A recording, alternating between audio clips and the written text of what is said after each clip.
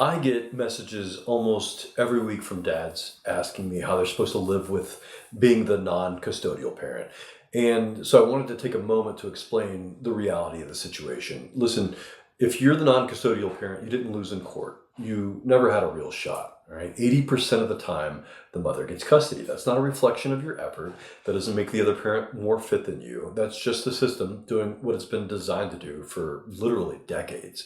And no, you don't have to like it. But if you don't understand what it really means, it can break you. Most men, they take that label and then they start shrinking. They think that it means they don't matter. But your child doesn't care about court labels. They care about whether or not you show up. And that's what we're doing here. We're redefining what it means to be a father, even when the system won't.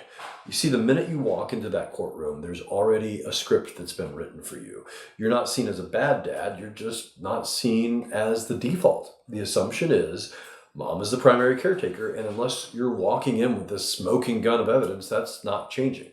So let's be clear. The court didn't decide that you were unfit. The court didn't even really decide anything at all. It just followed the path of least resistance, the same one that it follows, 80% of the time.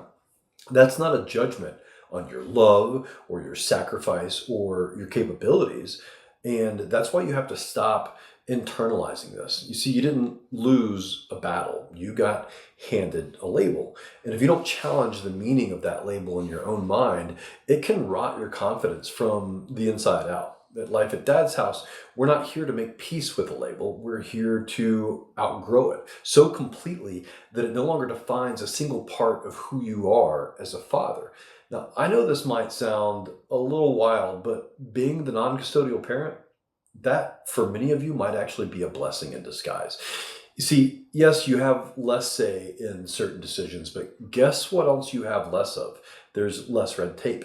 There's less school admin stuff to deal with. There's less drama, less micromanagement. You don't have to chase every dentist appointment. You don't have to handle every PTO email that comes through. You don't need to be buried in the bureaucratic nonsense that comes with the custodial duties. Now, I'm not saying don't be involved. You should always be willing to help, but don't confuse less control with less power or influence. You see, you actually have got the better opportunity here because while the other parent is busy running logistics, you get to focus on depth, emotional connection, intentional structure, identity building moments with your children. Yes, it's fewer days, but you have deeper roots. You're not stuck with the leftovers. You're cooking the main dish, deciding how to feed your kids' souls. And, if she fought for that role, let her have it. Let her carry what she fought to carry while you build something that is stronger than a title. You build connection with your children. And I also want to add something else that I think most dads forget to prepare for. Listen, just because you're the non-custodial parent today doesn't strip you of responsibility when it matters. All it takes is one crisis, one emergency, one moment where you get the call and suddenly you're it. There is no backup, no prep time, just you and your kid and whatever you've built or failed to build up to that moment. That's why you can't afford to be lazy. You can't afford to be clueless just because you're the non-custodial parent. You should know their allergies, know the pediatrician's name. You got to know the teacher, the schedule, the medications, not because it's your job right now, because it might be your job tomorrow. Fatherhood, it's not a title, it's readiness.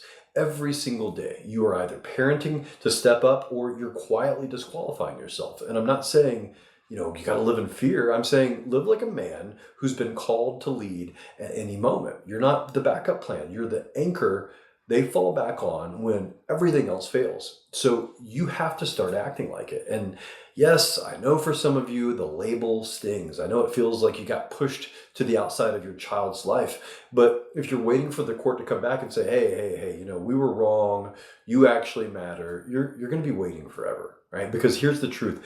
The state cannot define what kind of father you are. Only you can do that. And you don't need more time on the calendar to leave a mark. You need more intention with the time that you've got. You don't need full custody, to raise a whole child. You need to be fully present when it's your turn. You see, your kid doesn't care what the order says. They care about how it feels when you show up. So stop looking at that court paper like it holds your worth. It doesn't. that piece of paper might have boxed you into a title that you don't like, but what you do with your time, that's unregulated. That's yours. So at Life at Dad's House, we don't play the victim. We don't waste time begging for validation. We take what we've got and we make it undeniable.